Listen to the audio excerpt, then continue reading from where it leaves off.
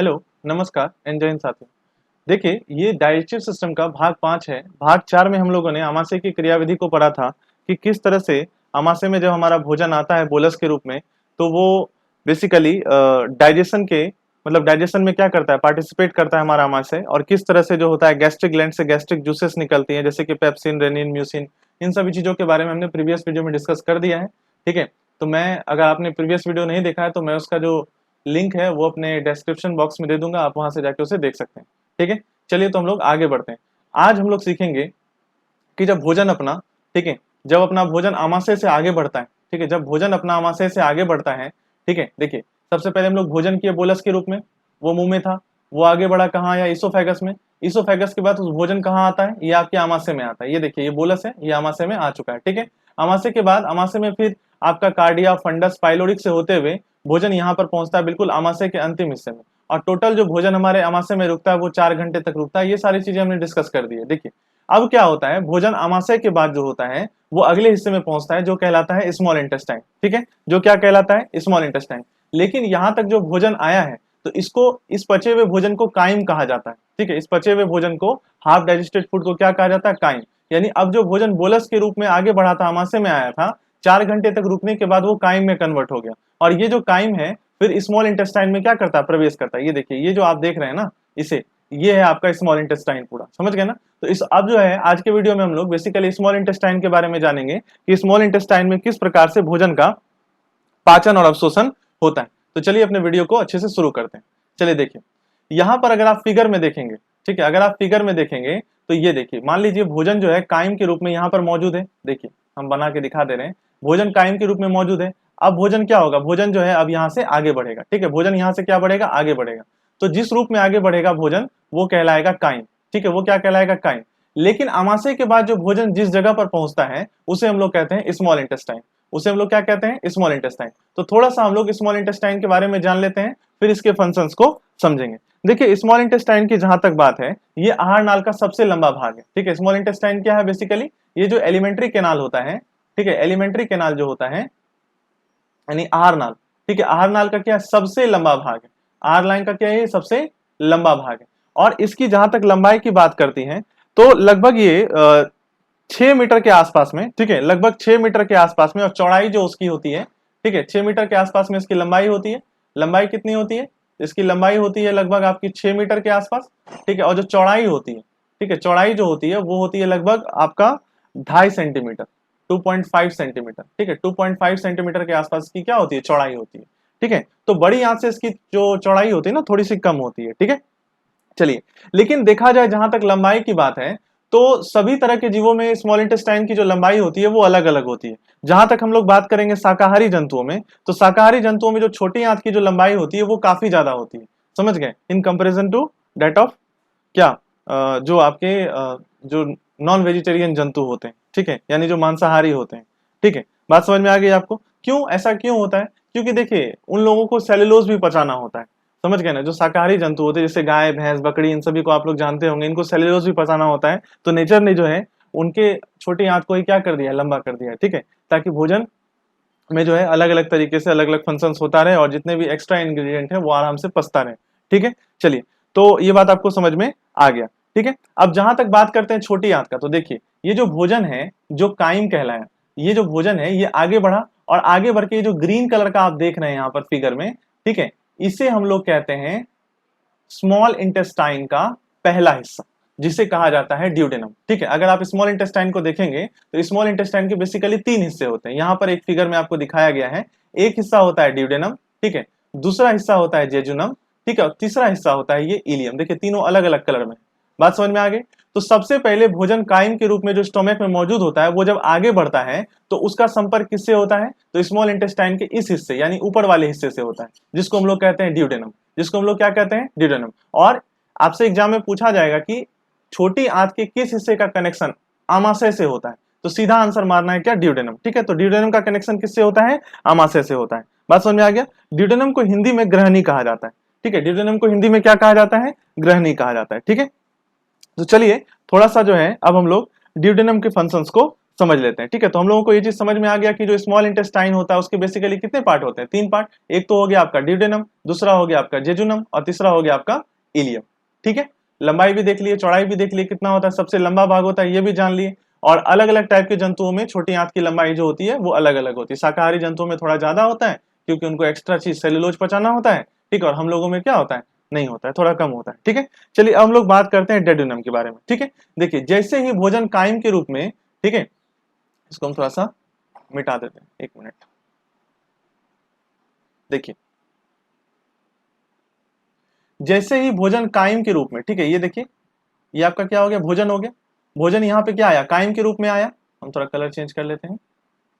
ठीक है, जैसे ही भोजन कायम के रूप में आगे बढ़ा और आगे बढ़ के उसका संपर्क किससे हुआ, आपका डेडुनम से हुआ। ठीक है, अमाशय से आगे बढ़ा तो कौन मिलेगा उसको, डेडुनम ही मिलेगा। तो डेडुनम जो है छोटी आंत का पहला भाग है। ठीक है, देखिए अब यहाँ पर भोजन का क्या होता है, तो डेडुनम की खास बात है यहाँ पर किसी तरह का कोई भी एंजाइम जो है नहीं पाया जाता है। समझ गए ना, डेडुनम में किसी भी तरह का कोई भी एंजाइम नहीं पाया जाता है जो कायम को प्रभावित करे। लेकिन यहाँ की एक खास बात है, डेडुनम के सेल्स में, डेडुनम के सेल्स में 2 तरह के हार्मोन्स पाए जाते हैं। समझ गए, डेडुनम के सेल्स में 2 तरह के हार्मोन्स पाए जाते हैं। एक हार्मोन्स का नाम होता है कोलेसिस्टोकाइनिन। ठीक है, एक हार्मोन्स का नाम क्या होता है, एक हार्मोन का नाम होता है कोलेसिस्टोकाइनिन। ठीक है, कोलेसिस्टोकाइनिन। ठीक है, और जो दूसरा हार्मोन होता है डेडुनम में उसका नाम होता है सिक्रेटिन। उसका नाम क्या होता है, सिक्रेटिन होता है। तो चलिए सबसे पहले जब भोजन कायम के रूप में आगे बढ़ा, अमाशय से होते हुए कहां पहुंचा, डेडुनम में पहुंचा, तो वहां पर उसको, ठीक है, उसको पचाने के लिए, ठीक है, उसमें जो मौजूद जो इंग्रेडिएंट है उसको सिंथेसाइज करने के लिए 2 हार्मोन्स बैठे हुए हैं। बेसिकली ड्यूटेनम में कोई एंजाइम नहीं होते हैं, लेकिन यहां पर 2 हार्मोन जरूर मौजूद होते हैं। और वो 2 हार्मोन कौन कौन से होते हैं, जो सबसे पहला हार्मोन होता है उसका नाम होता है आपका कोलेसिस्टोकाइनिन। उसका नाम क्या होता है आपका, कोलेसिस्टोकाइनिन। देखिए यहां से आप इसको ऐसे करके समझ सकते हैं। देखिए ये आपका हो गया क्या, काइम हो गया। काइम आगे बढ़ा और कहां घुस गया, डेडुनम में आ गया। देखिए ये वाला पार्ट जो है ये डेडुनम का पार्ट है। ठीक है, और ये तो आपका स्टोमक है, ये आपका क्या है, स्टोमक है। ठीक है, स्टोमक से भोजन आगे बढ़ा। ठीक है, भोजन आगे बढ़ा और कहां आ गया, डेडुनम में आ गया। तो डेडुनम में जैसे ही आया तो यहां पर डेडुनम के सेल्स जो होते हैं वो 2 तरह के, ठीक है, 2 तरह के हार्मोन्स का सेक्रेशन करवाते हैं। एक होता है कोलेसिस्टोकाइनिन और एक होता है सिक्रेटिन। ठीक है, हिंदी भी इसका यही होता है।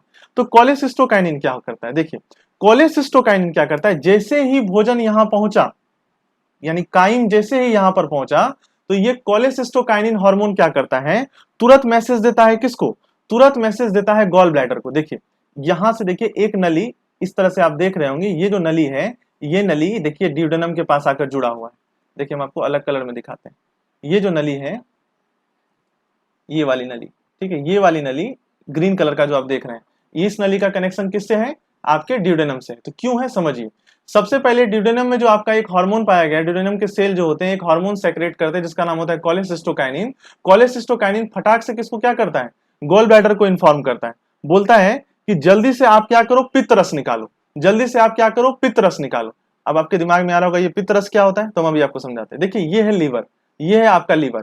तो लीवर जो होता है बाइल जूस क्रिएट करने का काम करता है, लेकिन बाइल जूस जिस थैली में जमा होता है उसको हम लोग कहते हैं गॉल ब्लैडर, यानी पित्ताशय कहते हैं। क्या कहते हैं, पित्ताशय। और पित्ताशय को मतलब पित्ताशय को इंफॉर्मेशन कौन देता है, पित्ताशय को इंफॉर्मेशन देने का काम करता है ये कोलेसिस्टोकाइनिन हार्मोन, कि भैया तुम जल्दी से करो, जल्दी से एक काम करो, यहां से बाइल जूस निकालो। ठीक है, अपने थैली में से बाइल जूस निकाल के, देखिए नली जो आया हुआ है, बाइल जूस निकाल के काइम में मिलाओ। तो क्यों मिलाओ, क्योंकि जो काइम आपका स्टोमक से आगे बढ़ रहा है उसमें हाइड्रोक्लोरिक एसिड का प्रभाव है। इसके कारण जो होता है भोजन काफी ज्यादा एसिडिक हो गया है। तो बाइल जूस जो होता है, कोलेसिस्टोकाइनिन क्या करता है, ये बाइल जूस का सेक्रेशन करवाता है। ठीक है, किसका सेक्रेशन करवाता है, बाइल जूस का सेक्रेशन करवाता है। और बाइल जूस का नेचर कैसा होता है, क्षारीय होता है। ठीक है, बाइल जूस का नेचर कैसा होता है, क्षारीय। तो जो अमाशय से भोजन काइम के रूप में आगे बढ़ रही है उसका नेचर क्या है, उसका नेचर है एसिडिक, और बाइल जूस का नेचर है क्षारीय। तो बाइल जूस क्या करती है, उस एसिडिक काइम को बेसिक एक तरह से बेसिक नेचर में बदलने में क्या होती है, कारगर साबित होती है। बात समझ में आ गया। यानी जो पित्त रस होता है वो अमाशय से बढ़ने वाले भोजन को क्षारीय बनाता है। बात समझ में आ गया। यानी काइम में उसको क्या करता है, काइम में उपस्थित जो एसिड है, ठीक है, तो जो बाइल जूस है, बाइल जूस का नेचर कैसा है, क्षारीय। वो क्षार क्या करता है, उस अम्ल से रिएक्शन करके उसको थोड़ा सा क्षारीय बनाता है। ठीक है। और साथ ही साथ इस बाइल जूस का एक काम और होता है। क्या काम होता है? तो ये उस काइम में मौजूद जो फैट है, काइम में जो मौजूद जो फैट है, उस फैट को भी क्या करता है? ये तोड़ने का काम करता है। ठीक है, सिंथेसाइज करने का काम करता है। तोड़ करके इसको बेसिकली किसमें बदल देता है? फैटी एसिड्स में बदल देता है। किसमें बदल देता है?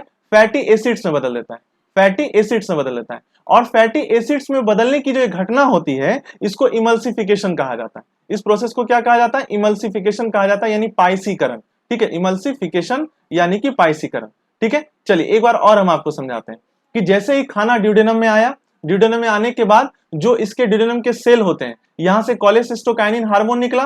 कोलेसिस्टोकाइनिन हार्मोन गॉल ब्लैडर को संकेत दिया कि भैया जल्दी से बाइल जूस निकालो क्योंकि काइम आ गया है। काइम का नेचर कैसा है? काइम का नेचर है आपका एसिडिक। बाइल जूस जल्दी से आकर के देखिए, इस नली के सहारे काइम में आकर के बाइल जूस मिल जाता है और बाइल जूस क्या करता है? भोजन को क्षारीय बना देता है। साथ ही साथ बाइल जूस क्या करता है? फैट को फैटी एसिड्स और ग्लिसरॉल में बदलता है। इसी प्रोसेस को पाइसीकरण भी कहते हैं, इमल्सिफिकेशन भी कहते हैं। चलिए, अब जो ड्यूडेनम के सेल से एक और हार्मोन निकलता है जिसका नाम होता है सिक्रेटिन। जिसका नाम क्या होता है? सिक्रेटिन। देखिए यहां से आप एक स्ट्रक्चर देख रहे होंगे, ये देखिए, ये इसको हम लोग कहते हैं पेनक्रियास। देखिए यहां से दिख रहा होगा आपको, इसको हम लोग कहते हैं पेनक्रियास। तो सिक्रेटिन जो कि सिक्रेटिन हार्मोन जो कि ड्यूडेनम के सेल से निकलते हैं, ये किसको ट्रिगर करने का काम करता है? ये पेनक्रियास को ट्रिगर करने का काम करता है। ठीक है, पेनक्रियास को ये संकेत देता है कि जल्दी से तुम अपने में से क्या करो, जल्दी से तुम अपने में से एक पेनक्रियाटिक एंजाइम को निकालो और भोजन में मिलाओ। पेनक्रियाटिक एंजाइम को निकालो और भोजन में मिलाओ। ठीक है, तो पेनक्रियास क्या करता है? इस सिक्रेटिन हार्मोन की आज्ञा मान करके इससे यानी अपने में से 3 तरह के एंजाइम्स का सेक्रेशन करता है। और उन 3 तरह के एंजाइम्स का नाम क्या है? उस 3 तरह के एंजाइम्स का नाम है लैट। ट्रिक में से पढ़ते हैं लैट, यानी एल से हो गया आपका लाइपेज। ठीक है, एल से हो गया आपका लाइपेज। ठीक है, ए से हो गया आपका क्या? एमाइलेज। ठीक है, और टी से हो गया आपका ट्रिप्सिन। टी से क्या हो गया आपका? ट्रिप्सिन। ठीक है, बात समझ में आ गई आपको?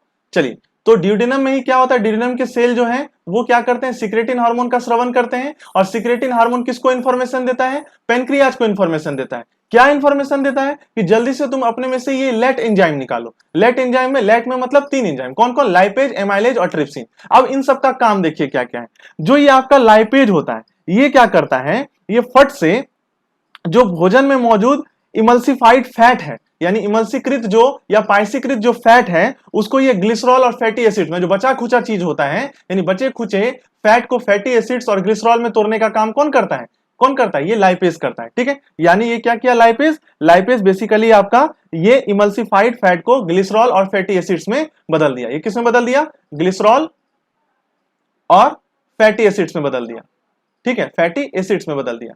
अब आपके दिमाग में ये आ रहा होगा, सर पहले भी तो बदला था, अब फिर बदला। जी हाँ, तो कुछ मात्रा में जो है, कुछ मात्रा में बाइल जूस बदलता है और जो बचा खुचा है वो लाइपेज बदल देता है। बचा खुचा जो है वो कौन बदलता है? लाइपेज। और लाइपेज कहां से निकलता है? तो पेनक्रियास से निकलता है। ठीक है, उसके बाद देखिए एमाइलेज क्या करता है। एमाइलेज क्या करता है कि ये स्टार्च को, ठीक है, एमाइलेज क्या करता है? ये स्टार्च को, ठीक है, किसमें बदलने का काम करता है? स्टार्च को कार्बोहाइड्रेट में बदलने का काम करता है। स्टार्च को क्या करता है? कार्बोहाइड्रेट में बदलने का काम करता है। मतलब जो स्टार्च मौजूद है उस काइम में, उसको संश्लेषित करके किसे बदलता है? कार्बोहाइड्रेट में बदलता है। तो समझ में आ गया बात आपको? अगला होता है ट्रिप्सिन। ट्रिप्सिन क्या करता है? पेप्टोन को पेप्टाइड में बदलने का काम करता है। ट्रिप्सिन क्या करता है? पेप्टोन को पेप्टाइड में बदलने का काम करता है। ठीक है, जैसे कि हम आपको बताए थे कि हमारे आमाशय में गैस्ट्रिक ग्लैंड में एक जाइमोजिन सेल पाया गया था। जाइमोजिन सेल से पेप्सिन एंजाइम निकलता था, वो प्रोटीन को पेप्टोन में बदला था। पेप्टोन क्या था? प्रोटीन का एक छोटका रूप था। समझ गए ना? अब फिर बाद में जैसे ही ड्यूडेनम में भोजन पहुंचता है, ये पेप्टोन, ये जो फिर पेप्टोन होता है, ये किसमें बदल जाता है? पेप्टाइड में बदल जाता है। ठीक है, पेप्टोन किसमें बदल जाता है? पेप्टाइड में बदल जाता है, in the presence of trypsin. Trypsin की मौजूदगी में। और ट्रिप्सिन कहां से निकलता है? तो वो जो है आपका पेनक्रियास से निकलता है। ठीक है, तो देखिए इतना फंक्शंस आपका ड्यूडेनम में होता है। बात समझ में आ गया? देखिए अगर आपको थोड़ा सा समझने में दिक्कत आ रहा है तो आप वीडियो को फिर से बैक करके जाइएगा और फिर सुनिएगा, तो आपको बिल्कुल अच्छे से समझ में आ जाएगा सब कुछ। ठीक है, चलिए अब जो है भोजन क्या होता है? ड्यूडेनम से आगे बढ़ता है। ठीक है, भोजन अब ड्यूडेनम से कहां बढ़ता है? आगे बढ़ता है। तो जैसे ही भोजन आपका ड्यूडेनम से आगे बढ़ा, वो कहां आ गया? जेजुनम में आ गया। देखिए ये वाला हिस्सा क्या कहलाता है? जेजुनम कहलाता है, जो रेड वाला हिस्सा आप देख रहे हैं। ठीक है, तो जेजुनम में आ गया। देखिए जेजुनम में बेसिकली कोई खास पाचन नहीं होता है, ठीक है। डेडोनम में जो होता है भोजन का कुछ खास पाचन नहीं होता है, इसलिए भोजन आगे बढ़ता है कहाँ, इलियम की तरफ। इसलिए भोजन कहाँ आगे बढ़ता है, इलियम की तरफ। ये वाला जो हिस्सा देख रहे हैं, इस वाले हिस्से को हम लोग कहते हैं इलियम, ठीक है। इस वाले हिस्से को हम लोग क्या कहते हैं, इलियम। इलियम में जो होता है मेन काम होता है, इलियम में क्या होता है, मेन काम होता है। हालांकि देखिए स्मॉल इंटेस्टाइन के 3 पार्ट, डेडुनम, जेजुनम और इलियम। डेडुनम में तो आपको समझा दिए कि किस तरह से कोलेसिस्टोकाइनिन हार्मोन और सिक्रेटिन हार्मोन काम करता है, ठीक है। अब जो है जेजुनम में कोई खास पाचन नहीं होता है, भोजन आगे बढ़ता है कहां आता है, इलियम में आता है, ठीक है। इलियम में देखिए क्या होता है, इलियम के बारे में अगर हम लोग बात करेंगे तो ये स्मॉल इंटेस्टाइन का क्या है, लास्ट पार्ट है। ये क्या है, ये स्मॉल इंटेस्टाइन का क्या है, बिल्कुल एक तरह से लास्ट पार्ट है, ठीक है, समझ गए, लास्ट पार्ट होता है। यहां पे क्या होता है, इलियम में ही क्या होता है, प्रोटीन का कंप्लीट पाचन होता है, ठीक है। इलियम में क्या होता है, प्रोटीन जो होता है इसका क्या होता है, कंप्लीट पाचन होता है, पूरी तरह से जो होता है ये आपका प्रोटीन पच जाता है, ठीक है। पूरी तरह से प्रोटीन क्या हो जाता है, आपका पच जाता है, ठीक है। कैसे पचता है अभी जस्ट आपको बताएंगे, ठीक है। और इसके पीछे पचने का क्या वजह है, पचने का वजह है इससे निकलने वाला आत्र रस यानी इंटेस्टाइनल जूस। यानी इलियम से क्या होता है, बहुत सारे एक मिनट इसको थोड़ा सा मिटा देते हैं। इलियम से क्या होते हैं, बहुत सारे इंटेस्टाइनल जूस निकलते हैं, ठीक है, इंटेस्टाइनल जूस, ठीक है। कौन कौन से इंटेस्टाइनल जूस निकलते हैं, जैसे कि सबसे पहले निकलता है आपका इरेप्सिन। सबसे पहले क्या निकलता है आपका, इरेप्सिन निकलता है, ठीक है। ये इरेप्सिन क्या करता है समझिए, इरेप्सिन क्या करता है, देखिए सबसे पहले आपने यहां पे देखा था कि ट्रिप्सिन ने क्या किया था, पेप्टोन को पेप्टाइड में बदल दिया था। ट्रिप्सिन ने क्या किया था, पेप्टोन को पेप्टाइड में बदल दिया था। इससे पहले वाले में अमाशय में क्या हुआ था कि जो आपका जाइमोजन सेल था उसमें जो पेप्सिन एंजाइम निकला था, पेप्सिन क्या किया था, प्रोटीन को पेप्टोन में बदला था। अब पेप्टोन फिर पेप्टाइड में बदल गया कहां पे आके, ड्यूडेनम में आके। इलियम में जैसे ही खाना आता है, इलियम में जैसे ही वो खाना आता है, फट से क्या होता है समझिएगा, इलियम में जैसे ही खाना आता है फट से क्या होता है, यहां से इरेप्सिन जो होता है आपका, जो इंटेस्टाइनल जूस होता है इरेप्सिन, ठीक है, ये इरेप्सिन निकलता है। और ये इरेप्सिन क्या करता है, बेसिकली ये जो पेप्टाइड होता है, इरेप्सिन क्या करता है, ये जो पेप्टाइड होता है, पेप्टाइड को कंप्लीट कन्वर्ट कर देता है किसमें, अमीनो एसिड में। किसमें कन्वर्ट कर देता है, अमीनो एसिड में। यानी प्रोटीन को सबसे संश्लेषित रूप में ले आता है, प्रोटीन को सबसे संश्लेषित रूप में ले आता है कौन, ये इरेप्सिन एंजाइम। बात समझ में आ रहा है आपको। इसके अलावे इसमें और भी एंजाइम्स पाए जाते हैं, जैसे आपका क्या पाया जाता है, लाइपेज पाया जाता है। बात समझ में आ गया, जैसे आपका क्या पाया जाता है, लाइपेज पाया जाता है, ठीक है। इसी इंटेस्टिनल जूस में क्या पाया जाता है, आपका लाइपेज पाया जाता है। लाइपेज क्या करता है, ये फिर से बचे हुए अगर कोई मतलब फैट अगर कुछ बच गया है तो फैट को किसमें कन्वर्ट कर देगा, फैट को किसमें कन्वर्ट कर देगा, फैटी एसिड्स और ग्लिसरॉल में कन्वर्ट कर देगा, ठीक है। फैटी एसिड्स और किसमें कन्वर्ट कर देगा, ग्लिसरॉल में कन्वर्ट कर देगा, ठीक है। फैटी एसिड्स और ग्लिसरॉल में कन्वर्ट कर देगा, ठीक है। इसके अलावा इसमें माल्टेज पाए जाते हैं, सुक्रेज पाए जाते हैं, लैक्टेज पाए जाते हैं, ठीक है। और भी 3 तरह के इसमें एंजाइम जो है वो पाए जाते हैं। तो ये सारी चीजें क्या होती है हम आपको बताएंगे, ठीक है, जब हम आपको न्यूट्रिएंट्स पढ़ाएंगे और उसमें हम आपको बेसिकली टाइप्स ऑफ कार्बोहाइड्रेट पढ़ाएंगे। तो उसमें जैसे मोनोसैकेराइड होता है, डाइसैकेराइड होता है, पॉलीसैकेराइड होता है, तो उसमें हम बहुत अच्छे से आपको बता देंगे कि माल्टोज, सुक्रोज, लैक्टोज, ये सारी चीजें क्या होती है, तो उसमें हम लोग डिस्कस कर लेंगे, ठीक है। तो मेनली क्या होता है, प्रोटीन का कंप्लीट पाचन हो गया कहां पर आकर, इलियम में आकर, यानी पेप्टाइड अब किसमें कन्वर्ट हो चुका है, एमिनो एसिड में कन्वर्ट हो चुका है, ठीक है। इसके अलावा लाइपेज, जो भोजन में बचा हुआ, अगर बचा खुचा कुछ बचा हुआ था इसमें, जैसे फैट वगैरह अगर कुछ मात्रा में बच गया था,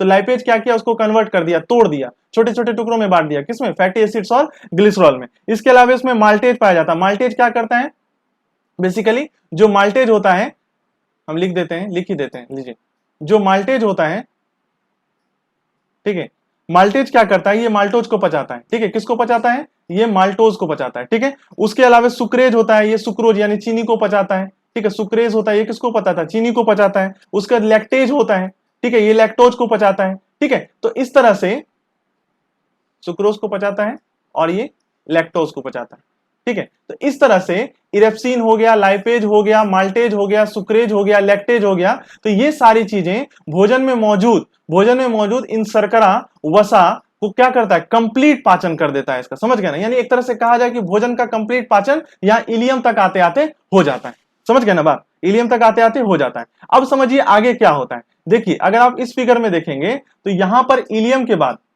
ठीक है, इस फिगर में आप ध्यान से देखिए, इलियम के बाद जो है, देखिए ये इलियम हो गया आपका।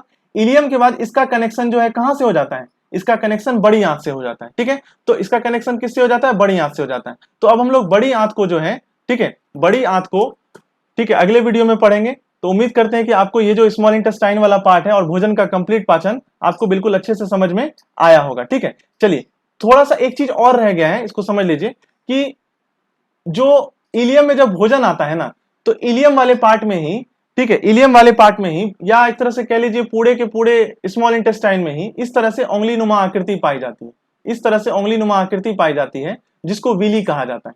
जिसको क्या कहा जाता है, विली कहा जाता है, ठीक है। इस तरह से उंगली नुमा आकृति पाई जाती है, जिसको विली कहा जाता है। और ये विली का काम क्या होता है, समझिएगा।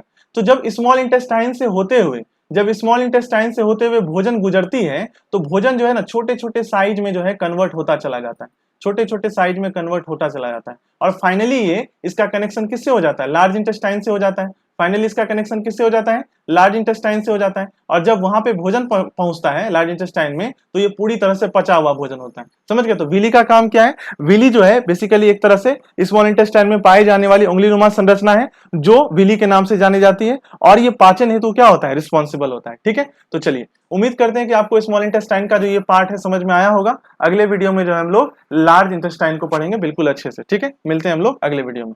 जय हिंद।